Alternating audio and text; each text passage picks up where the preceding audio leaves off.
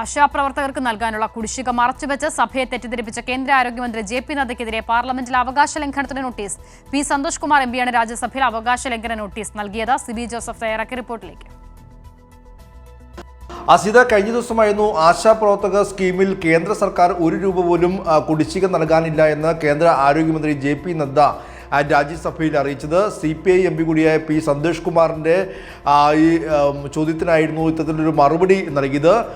എന്തായാലും ഈ ഒരു മറുപടിയിൽ ജെ.പി. നദ്ദ വ്യക്തമാക്കിയത് ഒന്ന്, ₹1 പോലും കുടിശ്ശിക കേന്ദ്ര സർക്കാർ കേരളത്തിന് നൽകാനില്ല. മറ്റൊന്ന്, ഇതുവരെ ഉപയോഗിച്ച ഫണ്ടുമായി ബന്ധപ്പെട്ടുള്ള വിനിയോഗിച്ച ഫണ്ടിൻ്റെ വിശദാംശങ്ങൾ കേന്ദ്ര സർക്കാരിന് കൈമാറിയിട്ടില്ല. ഈ രണ്ട് കാര്യങ്ങളായിരുന്നു അന്ന് ജെ.പി. നദ്ദ ഉന്നയിച്ചത്. എന്തായാലും ഇത് പച്ചക്കള്ളമാണെന്ന് വ്യക്തമാക്കിക്കൊണ്ടും അതിനെക്കുറിച്ച്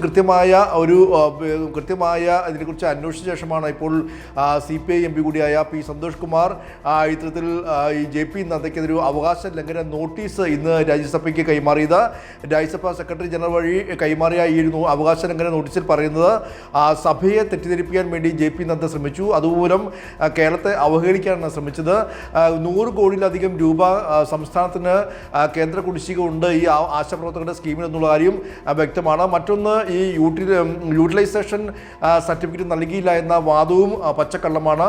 2023 മുതൽ 2024 സാമ്പത്തിക വർഷത്തിൽ ഉപയോഗിച്ച ഫണ്ടിൻ്റെ എല്ലാ വിനിയോഗവും സംബന്ധിച്ചെല്ലാം തന്നെ വിശദാംശങ്ങൾ 2024 നവംബർ 16 തന്നെ കേന്ദ്ര സർക്കാർ കൈമാറിയിട്ടുണ്ടെന്നും അതിന്റെ കാര്യങ്ങൾ എന്നിരിക്കലും സഭയെ തെറ്റിദ്ധരിപ്പിച്ച ജെ.പി. നദ്ദയ്ക്കെതിരെയാണ് അവകാശ ലംഘന നോട്ടീസ് നൽകിയിരിക്കുന്നത്.